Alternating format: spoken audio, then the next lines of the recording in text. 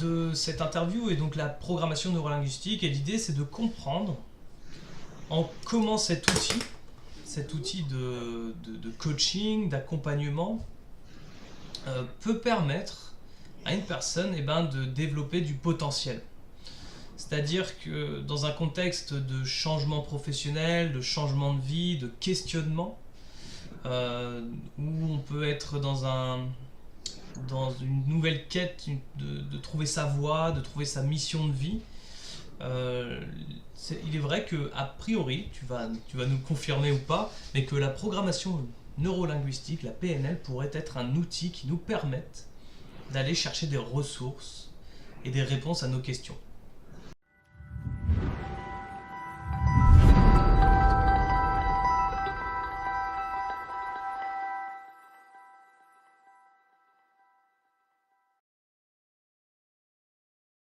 Bonjour Paolo, bonjour à tous. Jean-Baptiste. Excuse-moi, je t'ai coupé Paolo. Non, je t'en prie, je disais juste bonjour Jean-Baptiste.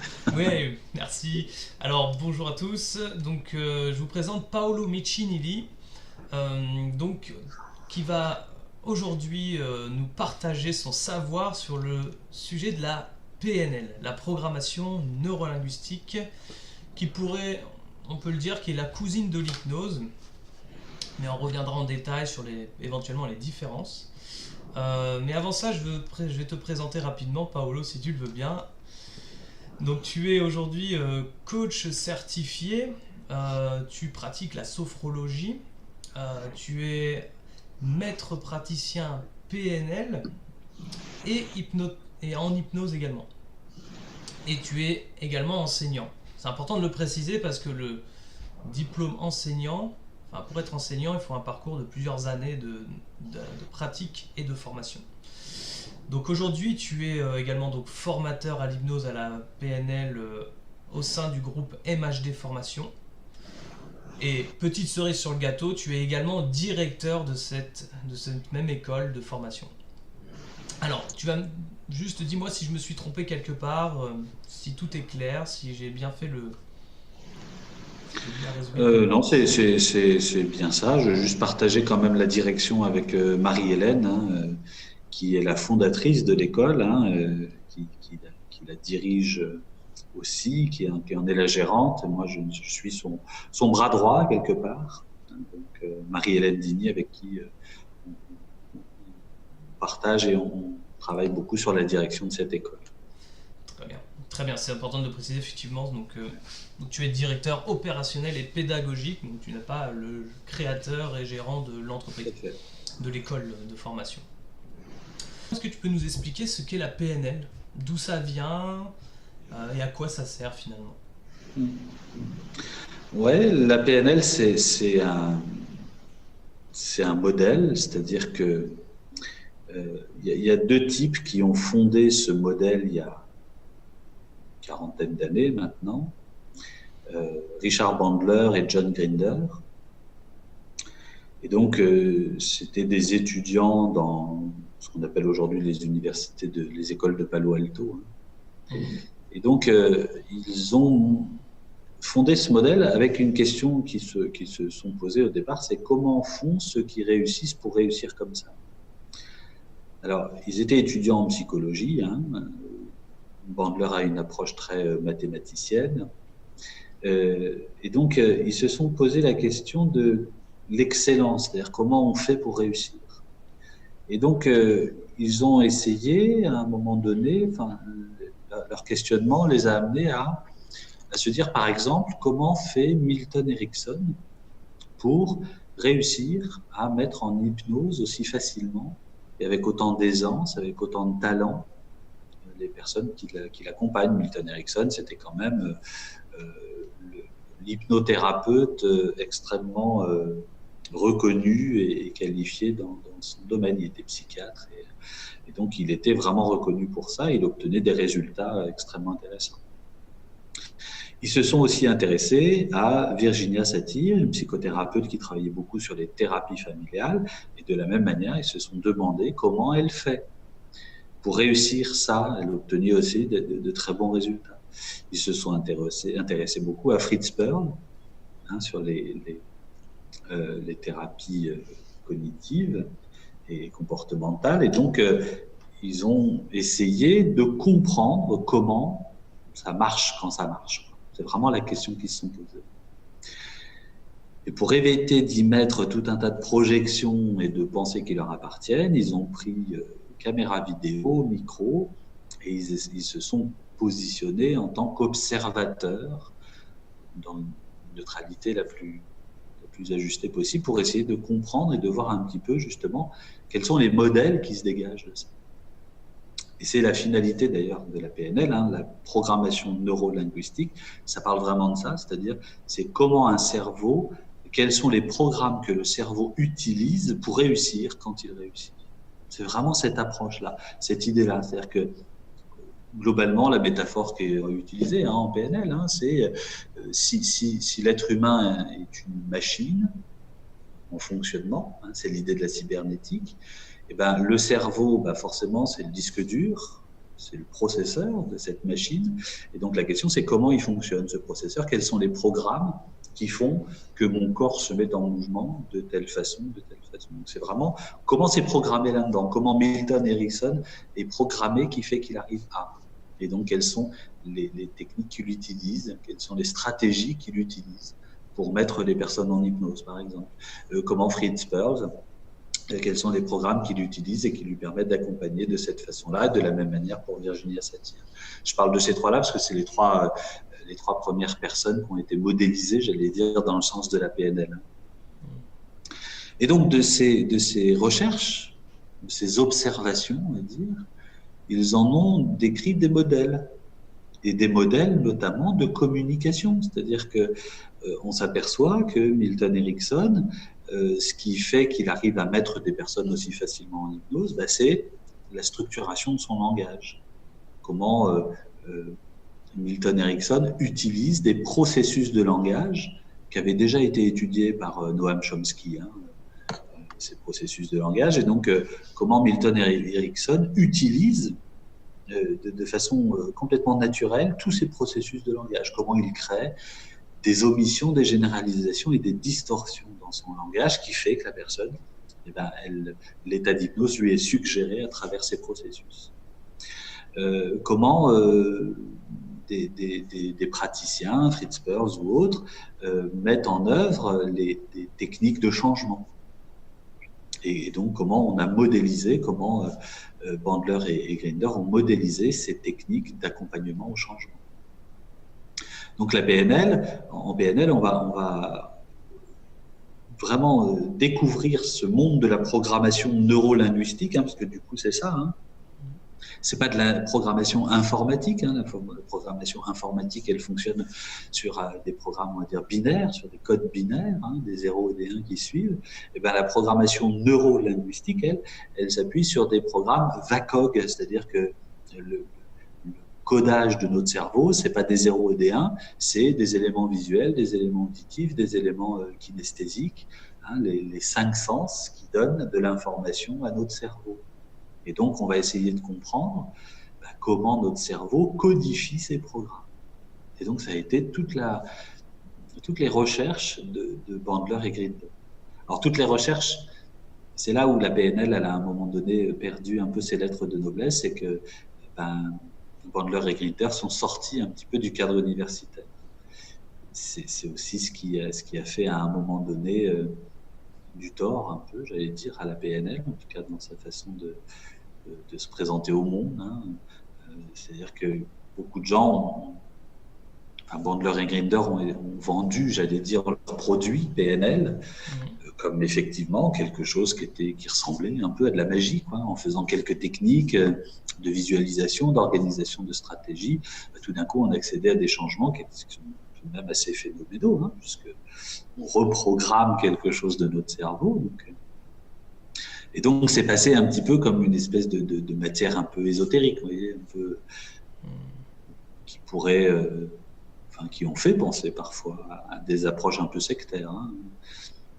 Ce qui n'est pas, la PNL, c'est pas ça. Mais bon, ça a pu être à un moment donné vécu comme ça, parce que pas assez, on va dire, fondé sur des sur des approches plus théoriques, etc., plus universitaires. Donc ça a fait du tort. Et puis il y a à un moment donné un grand monsieur qui est arrivé dans la PNL, Robert Dills, qui a redonné un peu ses lettres de noblesse à la PNL, qui a restructuré un peu tout ça, qui a revisité beaucoup la PNL. Pas que lui, plein d'autres personnes, bien sûr, ont contribué à redorer un peu et à remettre au goût du jour ce modèle de la PNL, qui reste un modèle extrêmement intéressant de communication et de changement, en y mettant un peu plus on va dire de travaux scientifiques qui peuvent en tout cas se rapprocher d'eux et qui peuvent commencer à montrer effectivement une forme de véracité de ce modèle. Aujourd'hui, il y a pas mal de choses qui sont faites dans ce sens-là, sur comment la science et les neurosciences, en l'occurrence, peuvent montrer un certain nombre de choses qui avaient déjà été apportées par Bandler et Gardner, mais qui là sont appuyées un peu par des approches plus scientifiques. Et alors, il y a une question qui me vient, mais quelle est la différence entre l'hypnose et la PNL ? Puisque la PNL, a priori, est construite sur un hypnothérapeute, sur le fonctionnement d'un hypnothérapeute. Pas que. La PNL, elle a modélisé l'hypnose. C'est-à-dire que elle a essayé de comprendre comment. C'est toute la question de la PNL, d'ailleurs, fondamentalement, c'est comment. C'est pas le pourquoi, c'est comment. Et elle a cherché à comprendre comment on génère un état d'hypnose. Et donc, elle en a décrit un modèle, ce qu'on appelle aujourd'hui le Milton Model, qui est une façon de communiquer. Mais la PNL, elle ne vise pas à l'hypnose. Elle ne vise pas à mettre quelqu'un en hypnose. Mais elle peut utiliser des techniques qui permettent et parfois, parce que ça peut être utile, d'utiliser des techniques du Milton Model pour de la communication.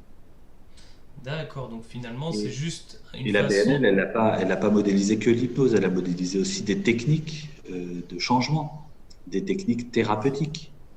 Par exemple, le traitement des phobies, c'est certainement pas le bon terme, c'est plutôt l'accompagnement des personnes dans la transformation de leur processus un peu phobique en modélisant la technique de la double dissociation. Mais ils ont modélisé ça, c'est-à-dire qu'ils expliquent quelles sont les étapes par lesquelles il faut passer, quels sont les processus qu'il faut mettre en œuvre pour créer cette double dissociation et travailler sur la représentation phobique.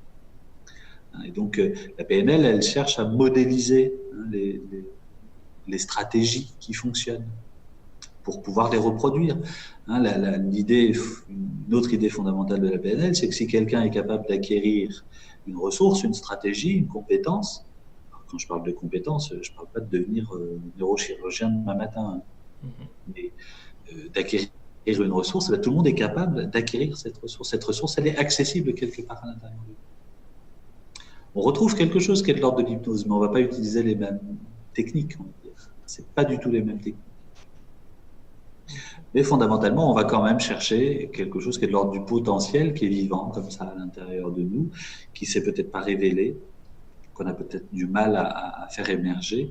Et la PNL, à travers ses techniques aussi, va permettre de faire émerger du potentiel, quelque chose qui est de l'ordre du potentiel chez nous. Ok. Donc, comment justement la PNL peut faire émerger cela? Alors, tu y réponds là en partie à travers l'explication de la PNL, mais par rapport, par exemple, à l'hypnose, où on va se mettre dans un état de transe, où on va se mettre dans un état on va dire que la PNL est beaucoup plus mathématique, quoi. La PNL, ce qui va intéresser en PNL, c'est les stratégies mentales. C'est-à-dire que les stratégies mentales, la façon dont notre cerveau fonctionne, là, c'est vraiment du comment. En hypnose, c'est les états hypnotiques qui nous intéressent pour pouvoir passer par-dessus un certain nombre de choses. Là, en PNL, ce qui nous intéresse, c'est les stratégies mentales, c'est-à-dire comment notre cerveau organise, structure une stratégie. Par exemple, comment je fais dans ma tête, comment c'est construit la prise de décision, par exemple. Des fois, il y a des prises de décision, pour le coup, je peux en parler, c'est un truc qui me pose toujours problème. Moi, quand je suis dans un restaurant, je ne sais jamais choisir. Je suis toujours obligé d'aller chercher chez mes voisins, et toi, qu'est-ce que tu prends, et toi, qu'est-ce que tu prends. Moi, j'ai toujours une difficulté à choisir, parce que dans ma tête, la stratégie du choix, elle est organisée de telle manière qu'elle n'est pas super efficace, quoi. Et quand je travaille avec d'autres personnes qui savent faire des choix, c'est-à-dire qu'ils arrivent, je ne sais pas, dans un resto par exemple, ils regardent la carte, ils sont capables de faire un choix et puis voilà, de le déterminer et puis de dire voilà, c'est ça que je veux, quoi. Ça m'intéresse vachement, moi qui ne sais pas faire ça.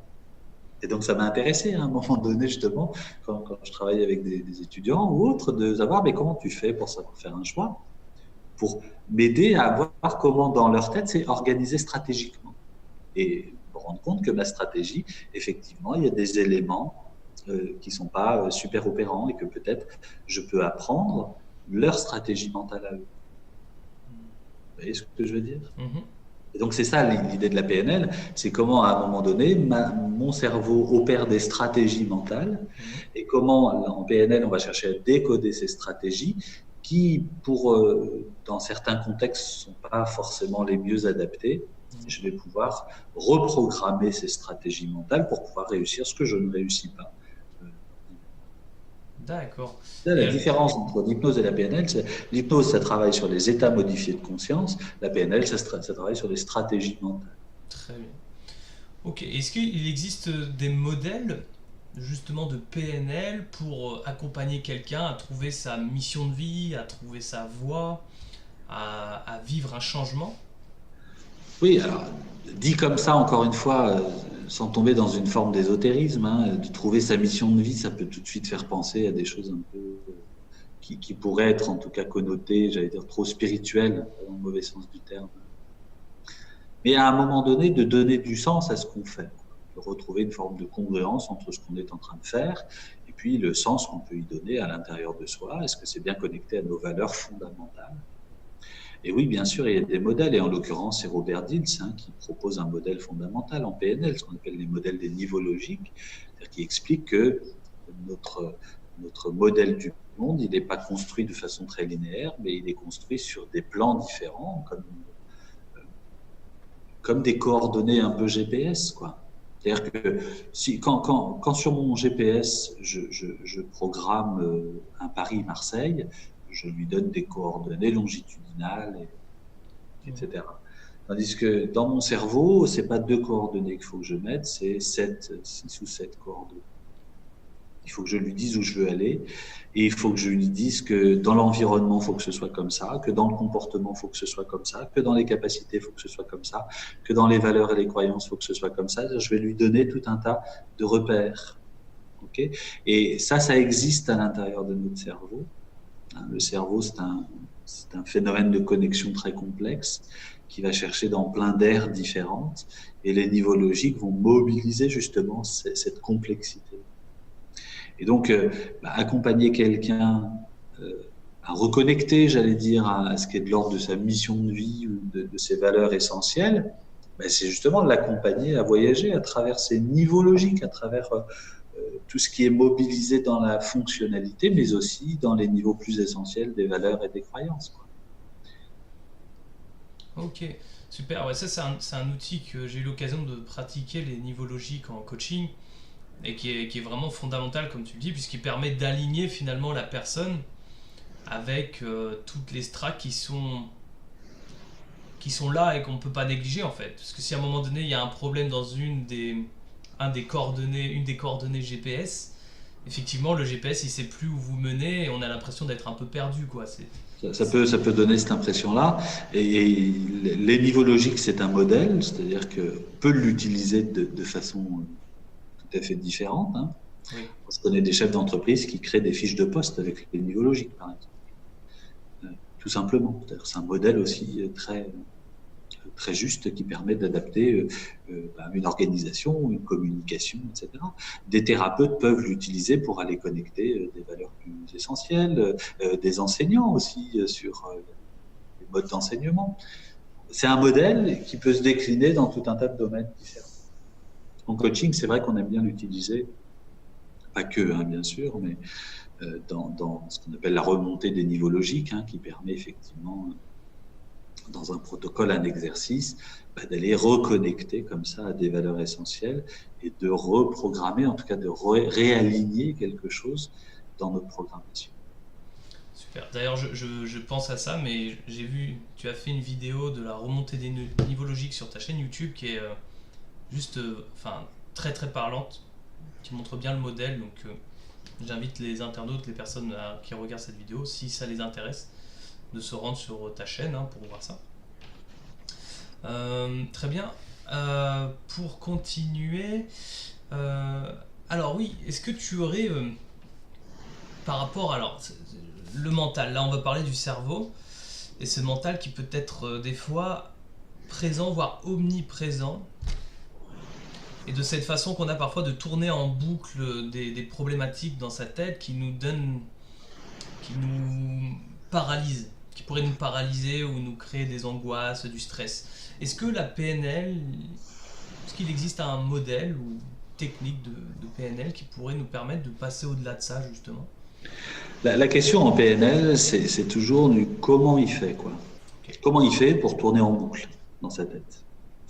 Et c'est quoi qui tourne en boucle dans sa tête. Donc la question du PNListe, elle va toujours être celle-là, c'est-à-dire c'est quoi le programme qui est en marche, quoi.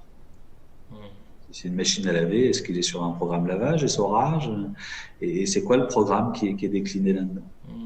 Parce qu'une fois qu'on a le programme, et qu'on sait que ce programme est dysfonctionnel parce qu'il génère un état interne qui n'est pas satisfaisant, on peut plus facilement le modifier parce qu'on sait sur quel élément du programme on va pouvoir bouger. Est-ce que c'est des images que je me projette, sur lesquelles je peux peut-être modifier quelque chose, avec des techniques pour modifier ces images, justement?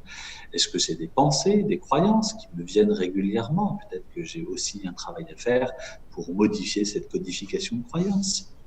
Est-ce que c'est une organisation stratégique qui est dysfonctionnelle et que peut-être je peux apprendre à recodifier?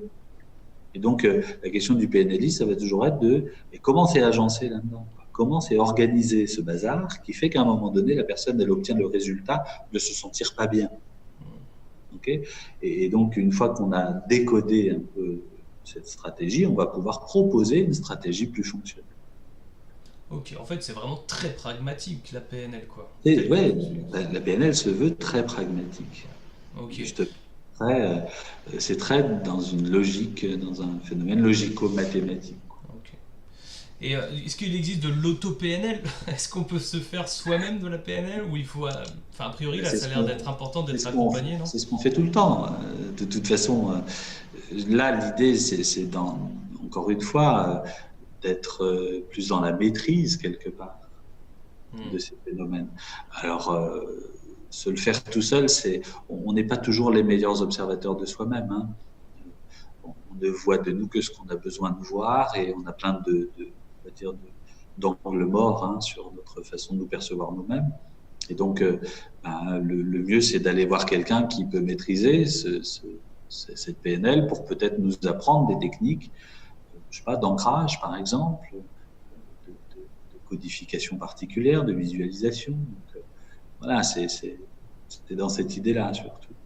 D'accord. Très bien. Alors peut-être pour conclure cette interview, est-ce que tu pourrais nous donner un petit conseil, ou donner un conseil en tout cas à ceux qui regarderaient cette vidéo, qui seraient dans une phase de questionnement, justement pour les guider vers une voie plus apaisée? Ouais, il y a des exercices. Souvent, on tourne dans notre problème parce qu'on veut éviter quelque chose. Souvent dans des processus d'évitement. Et peut-être un exercice intéressant, ça serait d'apprendre à se projeter sur des objectifs ou des états, des situations un peu idéalisées en tout cas, des situations qu'on voudrait vivre. Et de le faire de façon un peu neurolinguistique, c'est-à-dire de se centrer, de visualiser une situation qu'on voudrait vivre, un objectif qu'on voudrait atteindre, et puis d'essayer de l'observer de la façon la plus précise possible. Quand je dis de la façon la plus précise possible, c'est pas de se dire des choses à propos d'eux, mais c'est vraiment de voir ce qui se passe quand on atteint cet objectif, d'entendre ce qui se passe quand on est en train d'atteindre cet objectif, de ressentir ce qui se passe quand on est en train d'atteindre cet objectif. Et d'aller chercher comme ça, dans la codification même de cet objectif, d'essayer vraiment d'aller au plus près de ce qu'on voit, de ce qu'on entend et de ce qu'on ressent, pardon, dans la visualisation de cet objectif. Et ça, fondamentalement, c'est ce qui programme notre cerveau. Notre cerveau, si on lui dit que c'est ça qu'on veut atteindre, il est sympa, notre cerveau, il a une caractéristique qui est assez phénoménale, c'est qu'il va toujours là où on lui demande d'aller. C'est un GPS, quoi. On lui dit d'aller là, d'aller vers cet objectif-là. Il va organiser ce qu'il faut pour aller vers ça. Il va générer tout un tas de processus qui vont tendre à aller vers cet objectif. Et donc, un bon exercice, c'est vraiment cet exercice de visualisation vers un objectif qu'on veut réussir. Quelque chose qu'on veut atteindre, quelque chose qui a du sens pour nous, quelque chose qui nous appartient. Un objectif, c'est pas quelqu'un qui fait quelque chose pour moi, c'est moi qui fais quelque chose, c'est moi qui vis quelque chose, c'est moi qui réussis quelque chose. Génial. Ça me fait penser à la phrase de on obtient la plupart du temps ce à quoi on pense le plus souvent, quoi. Ouais. Donc c'est un peu en quelque sorte de s'exercer à visualiser ce qu'on souhaite de manière positive. Plutôt que de se mettre des images de ce qu'on voudrait surtout pas. Notre cerveau, comme il fait pas vraiment la différence, si je vous dis par exemple ne voyez surtout pas un éléphant, c'est l'image d'un éléphant qui arrive dans le cerveau. Donc même si on lui dit de pas y aller, lui il prend l'image quand même et il pense peut-être que c'est l'endroit vers lequel il faut aller. Quelqu'un qui veut arrêter de fumer et qui n'arrête pas de se dire je veux plus fumer, je veux plus fumer, je veux plus fumer, quelle est la représentation qui se met dans la tête quand il dit ça? Est-ce que ça vaudrait pas le coup qu'il se dise à un moment donné ce que je veux, c'est ça? Rien à voir avec la cigarette, c'est autre chose que je veux. Quand je fume pas, je fais quoi?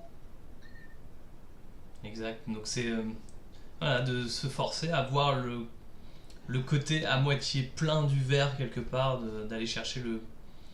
C'est d'être dans un esprit solutionniste plus que dans un esprit du problème. C'est-à-dire que le problème, c'est juste une solution qui n'est pas efficace. Et donc l'idée, c'est vers quoi je veux aller. Ok, ça je veux plus, très bien, j'ai compris, mais vers quoi je veux aller? Qu'est-ce que je veux vivre à la place? Et de se projeter le plus souvent possible dans ça pour pouvoir effectivement observer comment ça se met en œuvre d'ailleurs. C'est ça. Donc, voilà. Donc, dans un cas par exemple de reconversion professionnelle, de changement de voie professionnelle, c'est plutôt que de se dire je ne veux plus jamais vivre ça, cette situation que j'ai vécue ou ça qui peut-être m'a satisfait un temps mais ne me satisfait plus, c'est qu'est-ce que j'imagine vouloir vivre demain, quoi. Qu'est-ce que je veux vivre, absolument. Qu'est-ce que je veux vivre et quel sens ça a pour moi et qu'est-ce que je vais y trouver, comment ça va me remplir, me nourrir, etc. Et où ça va se passer? Me projeter dans ça pour pouvoir dire à mon cerveau que c'est ça que je veux.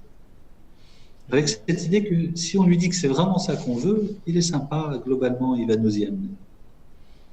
Génial. Eh ben, merci infiniment, Paolo, pour tout ce partage et cette simplicité, cette générosité que tu as dans ta façon de nous transmettre ces informations. On est en état d'hypnose avec toi quand on t'écoute. Ah, c'est ça qui est peut être un peu problématique. Ne conduisez pas en même temps.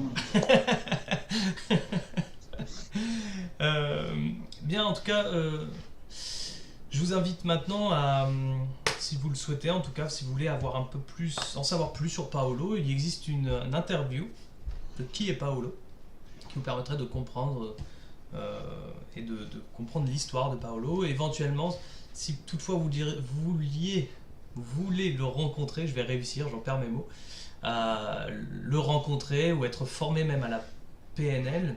Vous pouvez vous renseigner donc auprès du groupe MHD Formation de l'école de coaching et d'hypnose et de PNL pour pouvoir obtenir des renseignements. Voilà. Il y a un site internet qui est très bien fait pour ça, je mettrai le lien en description.